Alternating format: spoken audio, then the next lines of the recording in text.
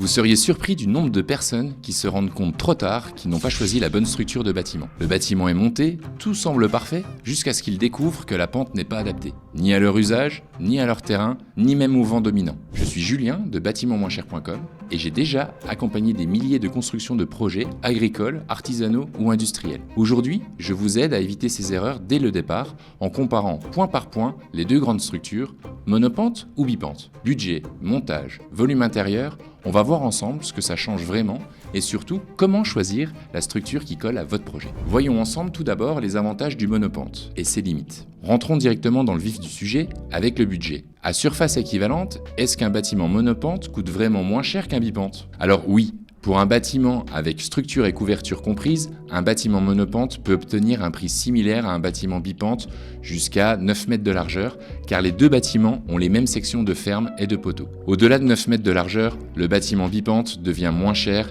car les efforts que peut subir ce bâtiment vont être mieux répartis sur un bipente. Sur le marché, la hauteur basse pente d'un bâtiment bipente est égale à la hauteur haute pente d'un bâtiment monopente. Pour ce qui est du volume, le bâtiment monopente peut être limité dans certains cas d'usage comme le passage de véhicules ou d'engins. Il faut tenir compte de la hauteur en bas de pente minimum pour configurer le bâtiment et également le pourcentage de pente. Avec 25% de pente, on perd plus en termes de volume qu'avec 16%. Sachez tout de même que le pourcentage de pente minimum est de 9%. Ne vous y méprenez pas, il n'y a pas une énorme différence entre le temps de montage d'un bâtiment monopente et celui d'un bipente. Niveau assemblage, effectivement, vous gagnerez un peu de temps car il y a un peu moins d'éléments à relier entre eux, donc c'est un peu plus simple en termes de manipulation. Pour le monopente, en effet, vous avez seulement 2 assemblages à faire contre 3 pour un bipente. Pour le montage, prévoyez dans tous les cas 3 personnes, peu importe le type de structure, pour que vous en ayez une qui pilote l'appareil de levage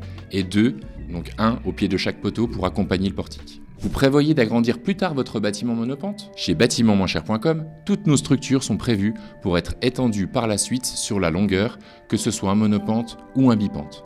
Là où d'autres sociétés proposent des portiques de rive qui sont plus petits et qui ne permettent donc pas d'être étendus. Enfin, pour les appentis et les auvents, l'idéal est bien sûr de connaître le projet dans son ensemble dès le départ. Je déconseille le monopente pour les personnes qui souhaitent réaliser un stockage important, mais aussi pour les personnes qui souhaitent réaliser un plancher, mezzanine. Si vous voulez une grande largeur libre, mieux vaut prendre un bipente, car dans ce cas-là, la largeur maximale sur le marché pour un monopente est d'environ 12 mètres. Restez bien jusqu'à la fin, on va vous expliquer quelle est la structure idéale pour votre futur bâtiment photovoltaïque. Maintenant, passons au bipente. Il faut savoir que le bâtiment bipente est plus intéressant en termes de volume car il a la même hauteur sur la périphérie, contrairement au monopente. Concernant la résistance, au vent, à la neige ou aux intempéries, il n'y a pas une structure plus fiable ou plus résistante que l'autre, car quelle que soit la configuration ou la zone finale d'implantation, notre bureau d'études travaillera sur la conformité de votre structure. Au niveau des ouvertures, sachez qu'il est plus simple d'en prévoir sur un bâtiment bipente que sur un monopente. Par exemple, si vous voulez une porte de 4 mètres de hauteur sur un monopente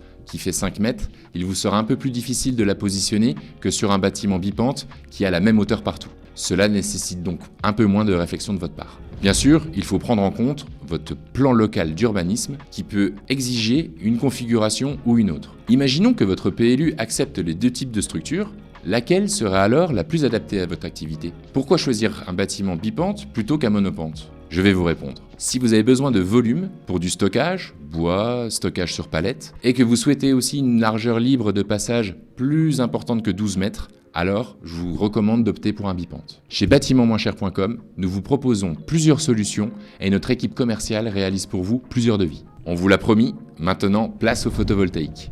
Je vous explique pourquoi un bâtiment monopente est idéal si vous souhaitez un bâtiment photovoltaïque. La toiture inclinée et orientée vers le sud d'un monopente permet de maximiser la captation de l'énergie solaire. En clair, vous passez du simple au double en termes de surface de toiture exposée sud en passant d'un bipente à un monopente. Ce type de structure est donc à privilégier par rapport à un bipente, mais cela ne veut pas dire que votre bipente ne va pas vous rapporter d'argent. Bien évidemment, il y a également des spécificités plus larges à prendre en compte selon la région, car l'exposition à Lille n'est pas la même qu'à Marseille par exemple. Si vous êtes intéressé par les bâtiments photovoltaïques, allez visiter nos packs solaires sur notre site web en cliquant sur le lien en description. Allez, avant de terminer, faisons un tour rapide d'horizon de ce qu'il vous faut garder en tête avant de choisir la structure de votre bâtiment. Pour un volume de stockage important ou une mezzanine, le bipente reste le meilleur choix. Les ouvertures, portes, etc. sont plus faciles à positionner sur un bipente. Pour un meilleur rendement photovoltaïque, choisissez une orientation sud et un monopente pour maximiser la production. Et avant de choisir, vérifiez toujours votre PLU. Si vous hésitez encore, testez notre configurateur en ligne. Vous pouvez simuler les deux versions en quelques clics avec les dimensions ou options qui vous intéressent, comme le renforcement de la structure pour recevoir des panneaux photovoltaïques, et un prix dynamique s'affichera. Vous voulez aller plus loin ? On a justement fait une vidéo complète sur ce qui fait la différence entre un bâtiment standard et un bâtiment vraiment durable. Je vous la mets juste ici. N'hésitez pas à liker et à vous abonner et à partager cette vidéo à vos collègues agriculteurs, artisans ou industriels. Et n'oubliez pas, un bâtiment bien pensé, c'est un projet qui dure.